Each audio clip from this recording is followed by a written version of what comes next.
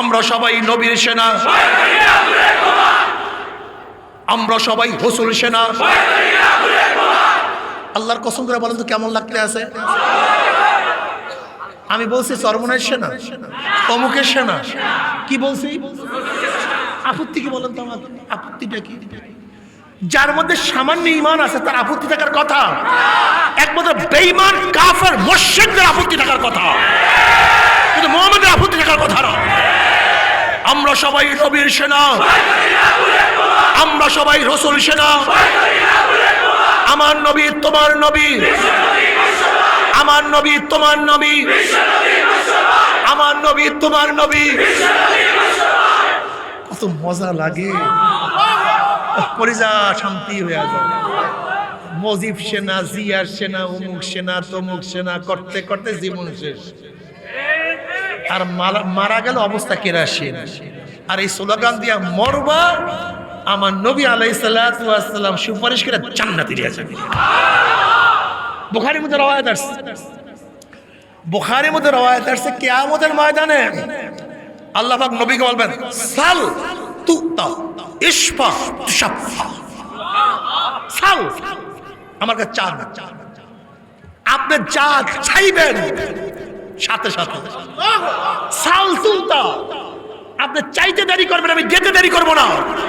ইশফা তুশাফা, আপনি সুপারিশ করতে দেরি করবেন, সুপারিশ কবুল করতে আমি মওলা দেরি করব। আচ্ছা, আমি নবীর প্রেমে যদি মরিয়া যাই, নবী বলবে যা হেন থেকে যা যা, এর বলবে এটা বিবিকে বলে? আমাকে বলেন তো।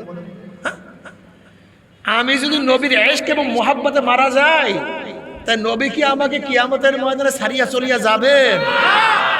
বিশ্বাস হয় আপনার? নবীর সেনা, কোরআন সুন্নাহর আলো। আমি এক হাতে উঠেছি, আপনারা এক হাত উঠেছেন, আমি দুই হাত উঠবো, আপনার দুই হাত উঠাবেন। মাশাআল্লাহ, এই অনুকরণ ঠিক আছে। কোরআন সুন্নাহর আলো, কোরআন সুন্নাহর আলো, কোরআন সুন্নাহর আলো। নারে তাকবীর, আল্লাহু আকবার, নারায়ে তাকবীর, নারায়ে তাকবীর। কোরআন সুন্নাহর আলো, মজার মজা। শয়তান খুশি হয়েছে না বেজার হয়েছে? আল্লাহ পাকের শুকর যে মাওলাই কারীম আপনাকে আমাকে দুনিয়ার সমস্ত ফিতনা ফাসাদ থেকে পরিত্রাণ দিয়ে কোরআন ও হাদিসের মজলিস, আলেম ওলামা, মুমিন মুত্তাকিন, জাকিরিন শাকিরিনদের গুরুত্বপূর্ণ এক দামি মজলিসে আসার বসার বলার শোনার তৌফিক আল্লাহ পাক দান করছেন। শুকরিয়া তান সবাই বলে আলহামদুলিল্লাহ।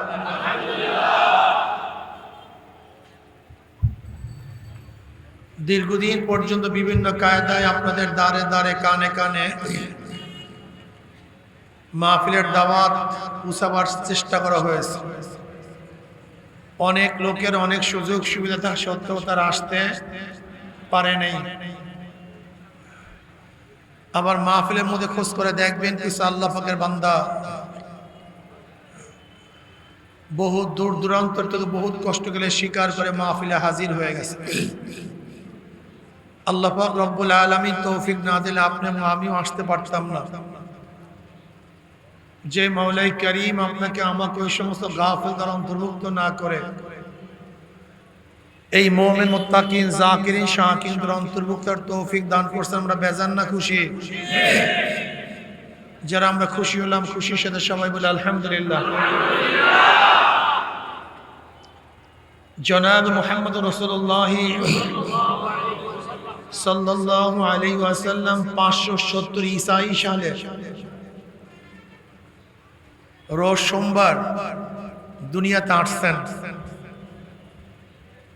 12 তারিখ রবিউল আউয়াল মাস। কেউ কেউ অন্যান্য তারিখের কথাও বলছেন, কিন্তু 12 তারিখ গালেব, তার মানে নির্দিষ্ট না যে 12 তারিখই আসছেন। আবার জনাব মুহাম্মদ রাসূলুল্লাহ সাল্লাল্লাহু আলাইহি ওয়াসাল্লাম রবিউল আউয়াল মাসের 12 তারিখ দুনিয়া থেকে বিদায় হয়ে গেছে। কাজী রবিউল আউয়াল মাস শুধু নবীর আগমনের মাস না, নবীর বিদায়েরও মাস। কি ভাই? শুধু আগমনের মাস না, বরং বিদায়ের মাস। কাজী রবিউল আউয়াল মাসে নবী আলাইহিস সালাতু ওয়াস সালাম সিরাত, তার আখলাক, নবী আলাইহিস সালাতু ওয়াস সালামের দাওয়াত সম্পর্কে বেশি আলোচনা হওয়া উচিত। নবী দুনিয়াতে আসছেন কেন, উদ্দেশ্য কি, নবীর কাজটা কি ছিল, নবী আলাইহিস সালাতু ওয়াস সালাম দাওয়াত সম্পর্কে, সিরাত সম্পর্কে যত বেশি আমরা জানতে পারবো তত আমাদের ঈমান মজবুত হবে, আমাদের ঈমান মজবুত হবে। এই মাইকে কেমনে কথা বলে ভাই, ইকু দিয়েন না, সব নরমাল করে দেন, নরমাল করে দেন, ইকু দিয়েন না, সব নরমাল করে দেন।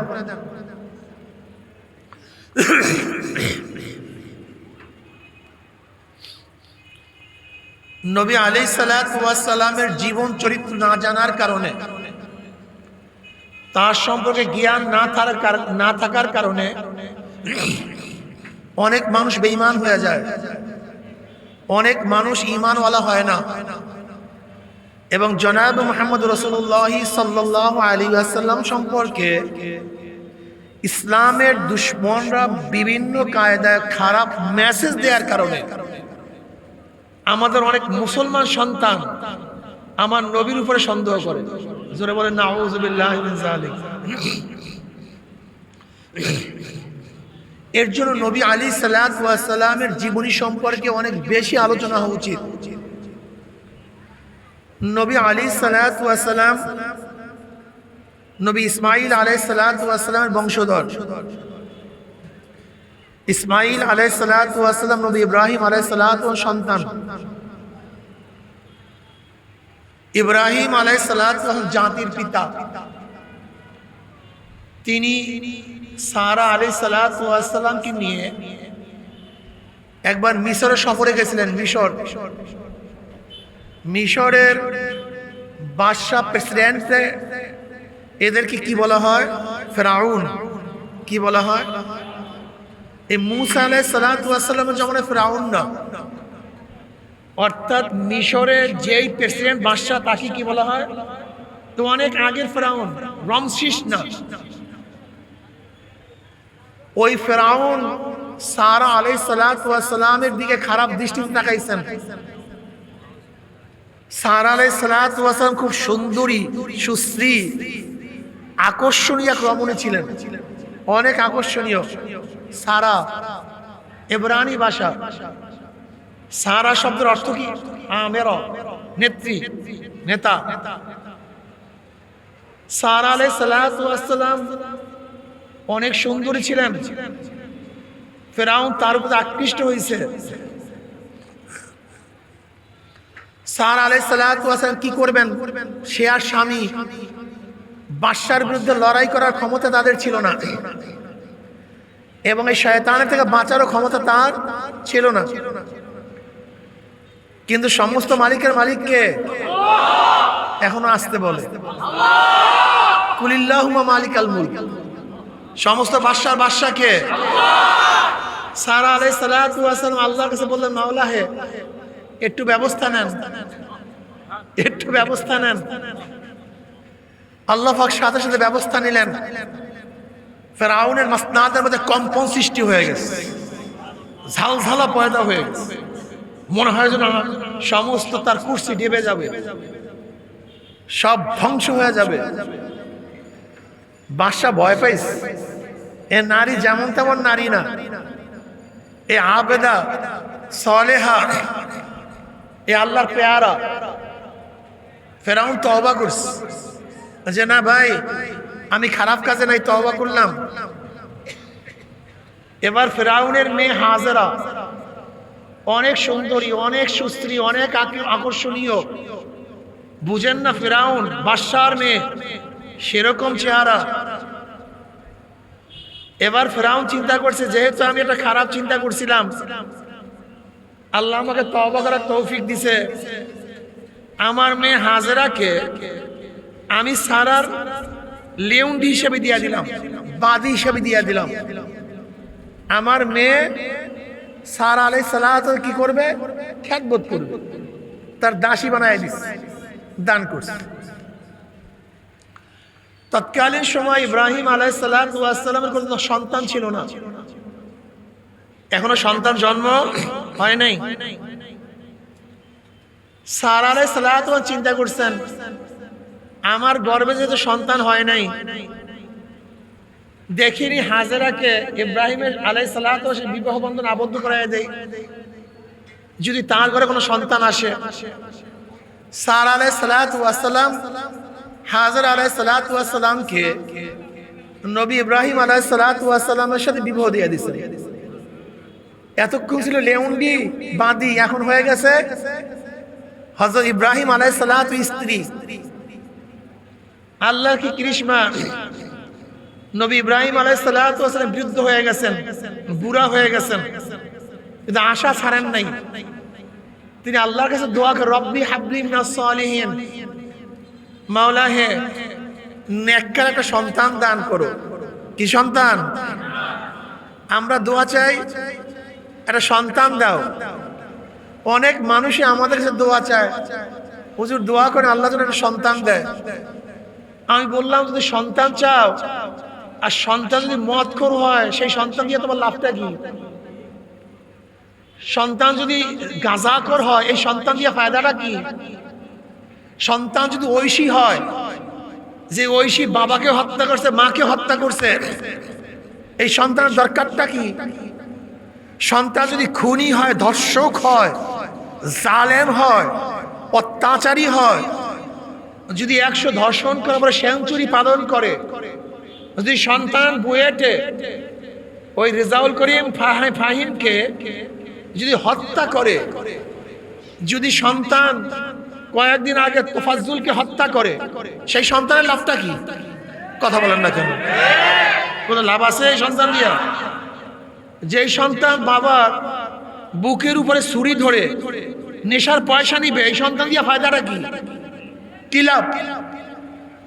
যেই সন্তান হাজার হাজার কোটি কোটি টাকা বিদেশে পাচার করবে, এই সন্তানের লাভটা কি?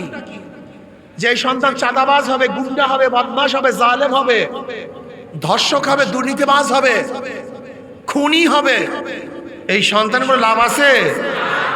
ও আপনাদের মনে লাভ আছে, এর জন্য আসতে কয় নাই। ওই আপনাদের মনে লাভ আছে এই সন্তান দিয়ে নাকি? কি লাভ আছে কোনো? এই সন্তান কোনো লাভ নেই। নবীদের দোয়া কত চমৎকার দোয়া, রব্বি হাবলি মিনাস সালিহিন। আল্লাহ শুধু সন্তান চাই না, নেককার সন্তান চাই। কি সন্তান? যখনই দোয়া করবেন নেককার সন্তান চাইবেন, বদকার না, বদমাশ না। কি সন্তান? কি সন্তান চান? একসাথে বলেন না, কি সন্তান? রব্বি হাবলি মিনাস সালিহিন। আল্লাহ নেককার সন্তান দাও। সবচেয়ে দামি, এর চেয়ে দামি কোনো জিনিস নাই। তুমি তোমার সন্তানের জন্য বিল্ডিং বানাইছো, গাড়ি করছো, জমি রাখছো, কিন্তু নেককার বানাও নাই। আসলে তোমার কিছুই নেই, তুমি কপাল পোড়া, বদনসিব। বদনসিব বোঝো নাই? যদি নেককার সন্তান না বানান, তোমাকে দাপন করার আগে ওই সন্তানেরা জায়গা জমির ভাগ নিয়ে মারামারি শুরু করবে। তোমাকে দাপন করার সময় নেই, আগে সুন্দুকের চাবি দাও, জায়গা জমি নিয়ে মারামারি শুরু হবে, দোয়া করার সময় পাবে না। শোনেন, এক ব্যারিস্টার বাবার জানাজায় দাঁড়াইছে। জানাজার নামাজে দাঁড়াবার পরে এমন কান্না, কাঁদতে কাঁদতে অস্থির, কান্না শেষ হয় না। জানাজা শেষ, দাপন শেষ, কিন্তু কান্না শেষ হয় না। অনেক কাঁদছে। কেউ প্রশ্ন করছে, ভাই আপনি এত কাঁদতেছেন, মনে হয় বাবাকে অনেক বেশি মহব্বত করেন, এর জন্য বেশি বেশি কাঁদতেছেন। তাহলে বাবাকে নিশ্চিত মহব্বত করে কোনো সন্দেহ নাই, কিন্তু আজকে কান্নার কারণ শুধু বাবাকে মহব্বত না। তাহলে আজকে কান্নার কারণটা কি? তাহলে দেখো, আমি একজন ব্যারিস্টার, এক একটা কেসে লক্ষ লক্ষ টাকা নেই, লেকিন আজকে বাবার জানাজার নামাজে দাঁড়ায়া জানাজার দোয়া পড়তে পারলাম না, জানাজার দোয়া জানি না, তা আমার সে কপাল পরা বদনসিব কেউ হইতে পারে না। এই শিক্ষা দিয়ে লাভটা কি? জানাজার নামাজের দোয়া জানি না, রাগ করিয়েন না। যদি আজকে পরীক্ষা নেই, যে মুসলমানরা এখানে দাঁড়ানো আছেন, বসা আছেন, অনেকেই জানাজার নামাজের দোয়া জানি না। কপাল পরা, আফসোস। কোথায় সে মুসলমান? কোথায় সেই মুসলমান? ইব্রাহিম বিন আদম রহমতুল্লাহ আলাইহি বাজারে গেলেন, লোকেরা বলতেছেন ইব্রাহিম বিন আদম, আল্লাহ পাকের কোরআনে কোনো ভুল আছে? না, কোনো ভুল নেই। কোনো সন্দেহ? না, কোনো সন্দেহ নেই। ভুলও নাই, সন্দেহ নাই, যা কিছু সবই ঠিক। এবার ইব্রাহিম বিন আদম রহমতুল্লাহকে প্রশ্ন করতেছে, আল্লাহ পাক বলেন উদউনি আস্তাজিব লাকুম, তোমরা আমার কাছে দোয়া করো, আমি তোমাদের দোয়া কবুল করব। ডাইরেক্ট একেবারে উদউনি আস্তাজিব লাকুম, তোমরা আমার কাছে দোয়া করো, আমি তোমাদের দোয়া সাড়া দেব, জবাব দেব, কবুল করব। স্পষ্ট আল্লাহ পাক বলছেন। কিন্তু ইব্রাহিম বিন আদম এত দোয়া করে আমাদের দোয়া কবুল হয় না কেন? কি প্রশ্ন আছে কি নেই? আল্লাহ পাক বলেন দোয়া করবেন, দোয়া কবুল করব, কিন্তু এত দোয়া করি দোয়া কবুল হয় না কেন? ইব্রাহিম বিন আদম রাহমাতুল্লাহ 10টা কারণ বলছিলেন। কয়টা কারণ? জোরে বলেন। এর মধ্যে একটা কারণ হলো এই, তোমরা কোরআন শরীফ তেলাওয়াত করো, আমল করো না। কোরআন শরীফ তেলাওয়াত করো, আমল করো না। এখন তেলাওয়াত আছে, আমল তো দূরের কথা, তেলাওয়াতই তো নাই, তা দোয়া কবুল হবে কিভাবে? আমাদের অধিকাংশ মানুষ আসে আমাদের কাছে, হুজুর দোয়া করেন।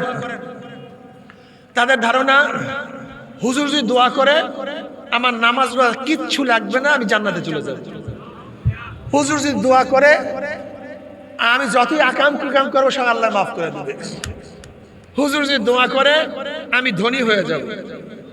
অধিকাংশ মানুষ এত ভক্তি শ্রদ্ধা করে, হুজুর আমি আমল টামল কিচ্ছু করতে পারবো না, আমাকে দোয়া করিয়া আমাকে জান্নাতে নিয়ে যান। কি করি বলেন তো? কোন সমস্যায় পড়ছি? দেখেন, খুব ভালো মতো বোঝার চেষ্টা করেন। দোয়া একটা ওয়াসাইল। দোয়া কি? একটা ওয়াসাইল, একটা মাধ্যম। কিন্তু দোয়া কবুল করার মালিক কে? আপনার ব্যাপারে কাউ সুপারিশ কবুল হবে কি হবে না, এইটাও তো আপনাকে বুঝতে হবে। আপনি বুঝেন না কেন? আপনি বোঝার চেষ্টা করেন না কেন? আপনার আত্মীয় যত বড় ক্ষমতাসীন হোক না কেন, প্রত্যেকটা ক্যাডারের জন্য, প্রত্যেকটা জায়গায় যাওয়ার জন্য ন্যূনতম একটা শর্ত আছে, ঠিক না? বিসিএস এর জন্য এই শর্ত, ডিসি হওয়ার জন্য এই শর্ত, এসপি হওয়ার জন্য এই শর্ত, সচিব হওয়ার জন্য এই শর্ত, একজন মুফতি হওয়ার জন্য এই শর্ত আছে কি নাই? এক ব্যক্তি আপনার উপরস্থ, একেবারে ধরেন প্রেসিডেন্ট আপনার খালু, প্রাইম মিনিস্টার আপনার মামা, সে ব্যক্তি আপনাকে সুপারিশ করলে যে কোনো জায়গায় চাকরি হবে। কিন্তু যেখানে চাকরি হওয়ার, সেই চাকরি করার মতো আপনার যোগ্যতা নাই। এখন যদি প্রাইম মিনিস্টার আপনার পক্ষে সুপারিশ করে, আপনার চাকরি হবে? কারণটা কি? আপনি একটু বুঝেন না? যদি আপনার যোগ্যতা থাকে কিন্তু কোনো কারণে হচ্ছে না, তখন যদি আপনার আত্মীয় ধাক্কা মারে, তখন কাজ হয়ে যাবে। কিন্তু আপনার যোগ্যতা আগে লাগবে। কিন্তু আমাদের যোগ্যতা অর্জন করতে চাই না। ইব্রাহিম বিন আদম রাহমাতুল্লাহ বললেন, তোমরা কোরআন তেলাওয়াত করো, কিন্তু কি করো না? ভুলে গেছেন এর মধ্যে কি করো না? মাশাআল্লাহ, এখন আমাদের তেলাওয়াতই নেই। কোন মুসলমান হতে পারে না কোরআন শিক্ষা ব্যতীত। কোন মুসলমান হতে পারে না কোরআন শিক্ষা ব্যতীত। যদি কেউ দাবি করে সে মিথ্যুক, সে অরিজিনাল মুসলমান হতে পারে না। ঈমান ও ইসলাম, ঈমান হলো বিশ্বাসের নাম, ইসলাম হলো বাহ্যিক আমলের নাম। আর বাহ্যিক আমল যে করে তার নাম মুসলমান, আর যে বাহ্যিক আমল করে না তাকে মুসলমান বলা হয় না। বাহ্যিক আমল মানে নামাজ পড়া, রোজা রাখা, পর্দা করা, হজ করা, যাকাত দেওয়া, দিন অনুযায়ী চলা। তোমার মধ্যে একটাও নাই, তুমি কিসের মুসলমান? তুমি কোরআন তেলাওয়াত জানো না, কলেমা পড়তে পারো না, উজুর মাসআলা জানো না, তুমি গোসলের মাসআলা জানো না, নামাজের মাসআলা জানো না, কোনটা হালাল কোনটা হারাম তাও জানো না, আর তুমি দাবি করো আমি মুসলমান। তুমি মুসলমান হতে পারো? ভুল।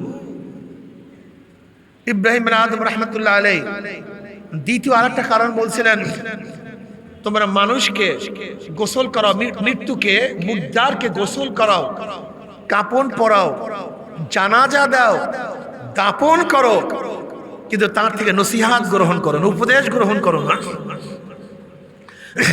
আমি যেরকম এই ব্যক্তিকে গোসল করাইতেছি, কাপন পরাইতেছি, আমাকেও একদিন গোসল করাবে, কাপন পরাবে। এই ব্যক্তির হাত খালি, আমি একদিন খালি হাতে বিদায় হয়ে যাব।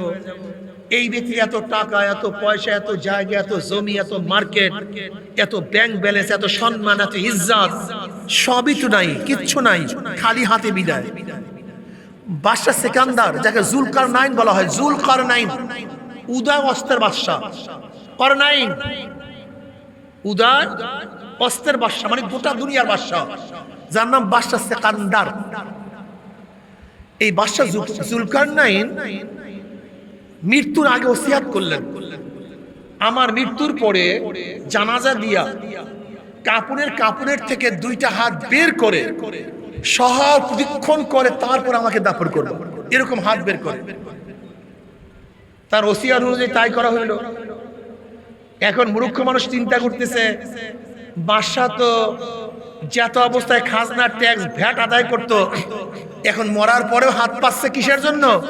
খাজনার জন্য, ট্যাক্সের জন্য।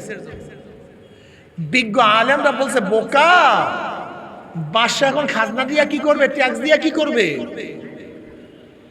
বাদশা ট্যাক্সের জন্য হাত পাতে নাই, গোটা দুনিয়ার মানুষের জন্য ওসিয়াত করতেছে।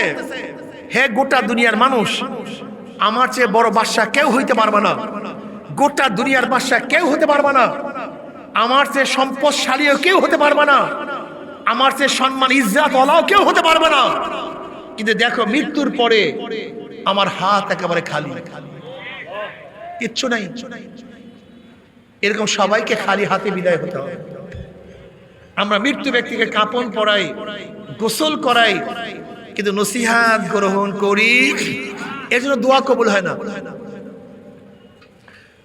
রব্বি হাবলি মিনাস সালিহিন, যদি নেককার আওলাদ তৈয়ার করতে পারো, তুমি বিদায় হয়ে যাবা। তোমার ছেলে যখন দোয়া করো, রব্বি হাবলি, রব্বানা আতিনা ফিদ দুনিয়া হাসানাতাও ওয়া ফিল আখিরাতি হাসানাতাও ওয়া কিনা আযাবান নার, রব্বিরহামহুমা কামা রব্বায়ানি সগীরা।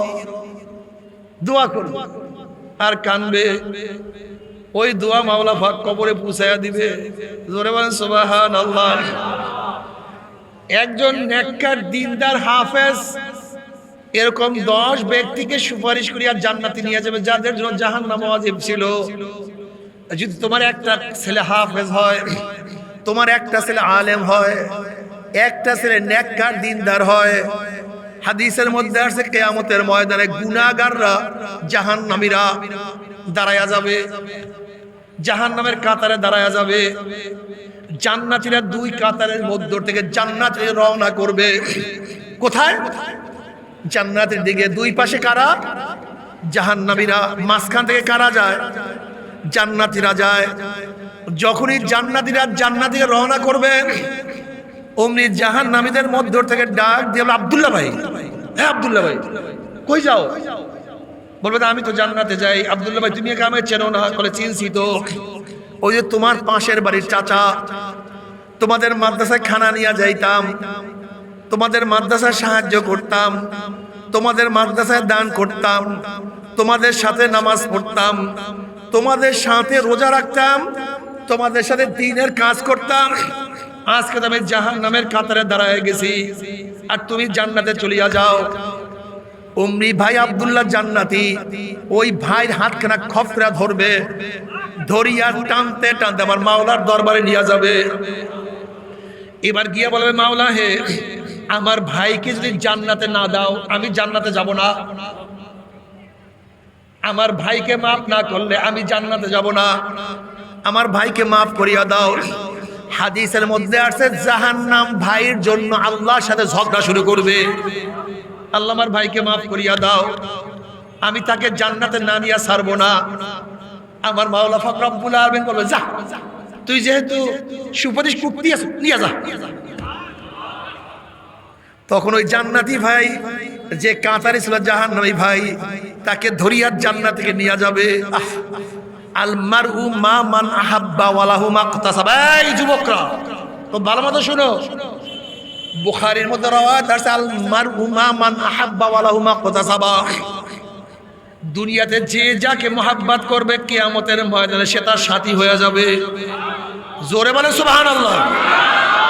দুনিয়াতে যে যাকে সে তার সাথী হয়ে যাবে।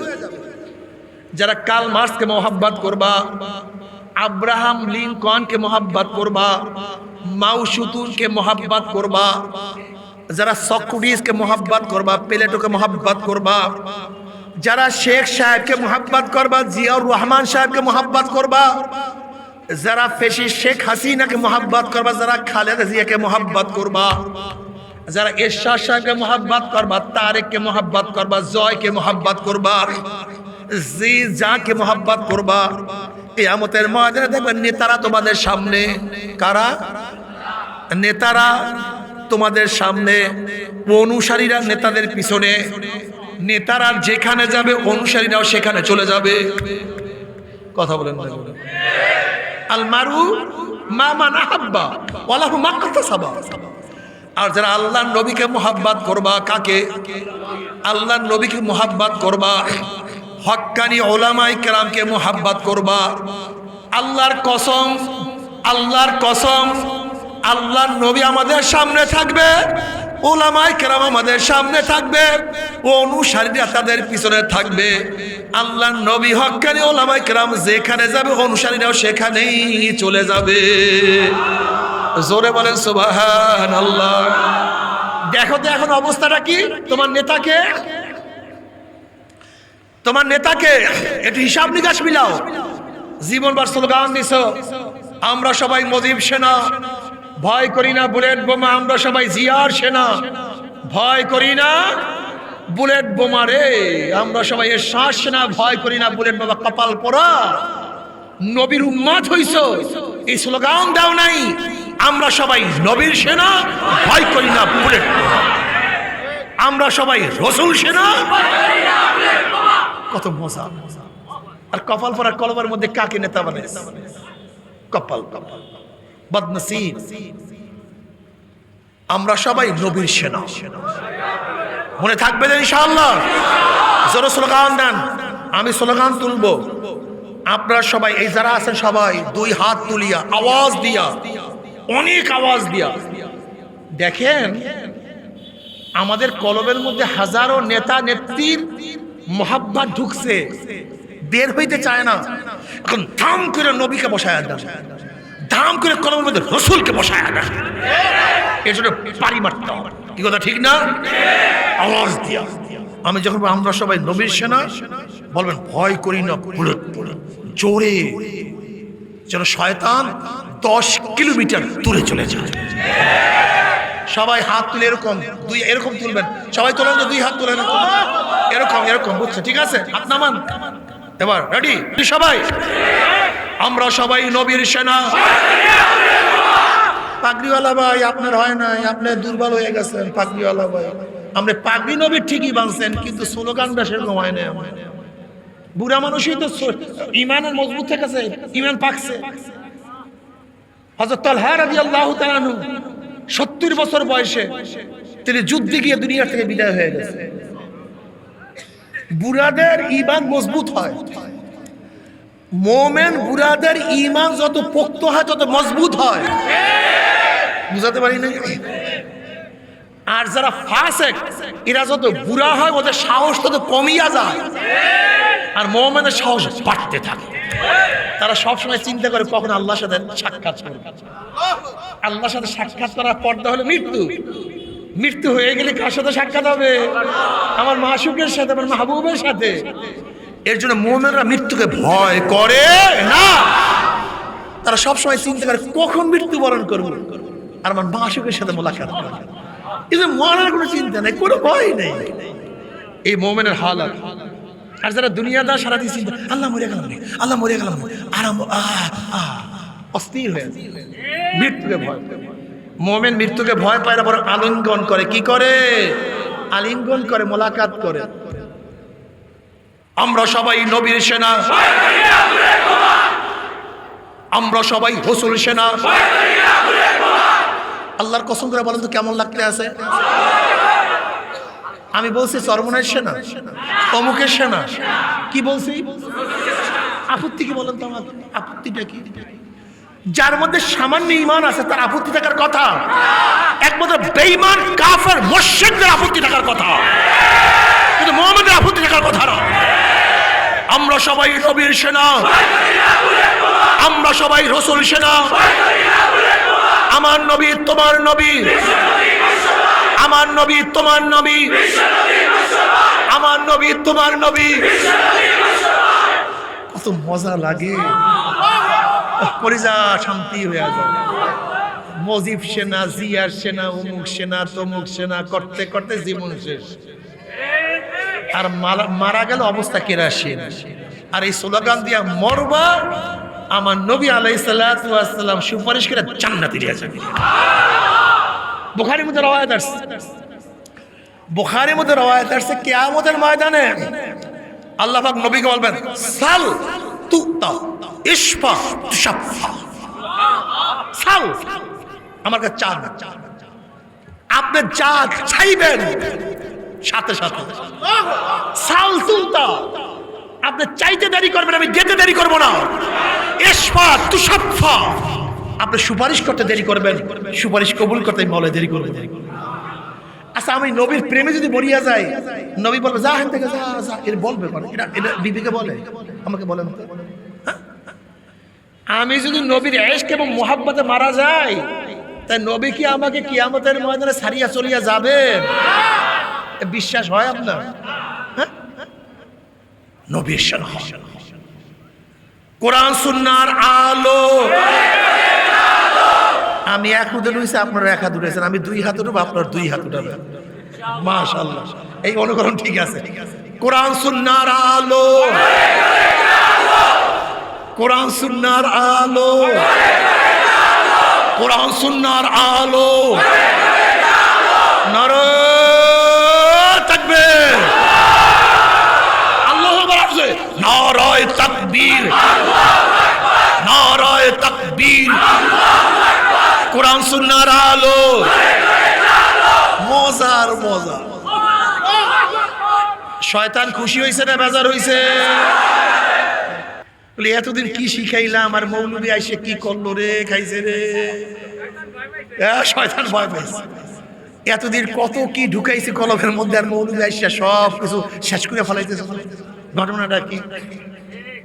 এই ইসলামের মাজলিসে, আল্লাহর মাজলিসে আসলে শয়তান খুবই ভেজা। আরে ও কানতে কানতে কানতে কানতে অস্থির। যাইস না ভাই, যাইস না, ওখানে যাইস না, থিয়েটারে যা, গানে যা, যাত্রায় যা, শয়তান হ। ঠিক না?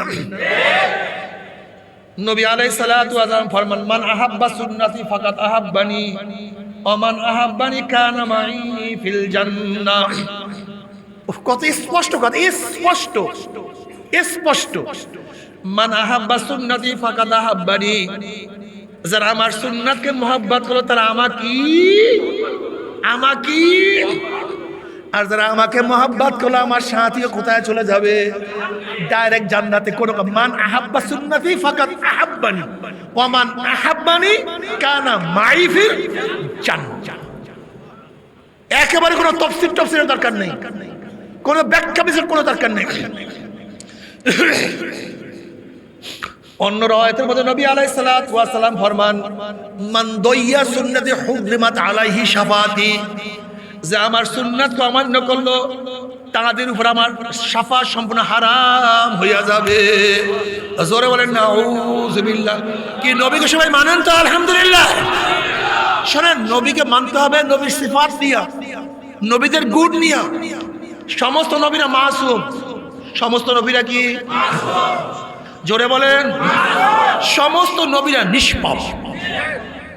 সমস্ত নবীরা, নবী মূসা, নবী ঈসা, নবী নূহ, আমার নবী।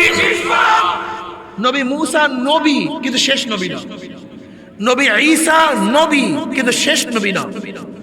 কিন্তু আমার নবী নবীও শেষ নবীও। তাই কয়টা হইল? তিনটা। এখন নবী, নবী মুহাম্মদ সাল্লাল্লাহু আলাইহি ওয়াসাল্লাম কি? এক সিফাত নিষ্পাপ, আর এক সিফাত গুণ, তিনি শেষ নবী। কয়টা বলেন?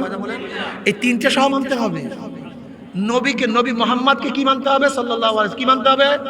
তিনি নবী, এরপরে নিষ্পাপ, এরপরে শেষ নবী। কেউ যদি নবীকে নবী মানেন, শেষ নবী মানেন না, কি হবে? কথা বলেন না কেন? কাদিয়ানীরা নবীকে নবী মানেন না।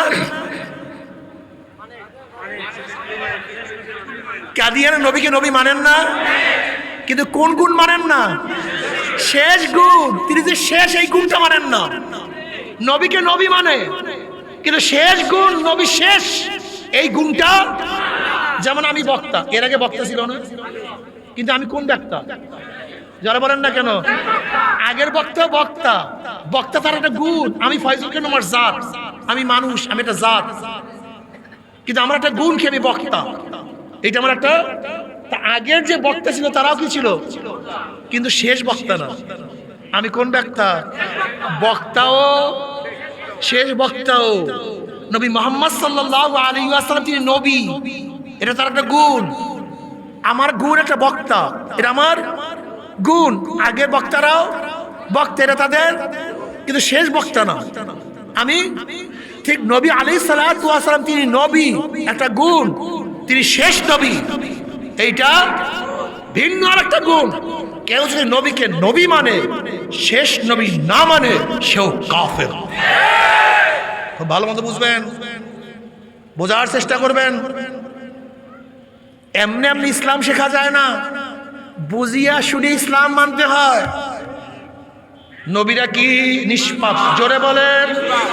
সমস্ত নবী, সমস্ত নবী, আমার নবী শেষ নবী, নিষ্পাপ শেষ। মাশাআল্লাহ। সমস্ত সাহাবারা আদেল, সত্যের মাপকাঠি। বলেন, সমস্ত সাহাবারা কি? এটা মানতে হবে। এই তিন তফকা, আল্লাহ, আল্লাহ নবী এবং সাহাবী, এই তিনের ব্যাপারে ভুল করবেন না। ভেজাল আছে। বলে কি ভেজাল? আচ্ছা, আপনারা কেউ নবীকে দেখছেন? হ্যাঁ, নবী যে কোরআন তেলাওয়াত করছে আপনারা শুনছেন? তাই শুনছে কে? জোরে বলেন। তা আমরা দিন পেয়েছি কাদের মাধ্যমে? এখন সাহাবাদের উপরে যদি সন্দেহ করেন, তাই দিনের মধ্যে কি হবে?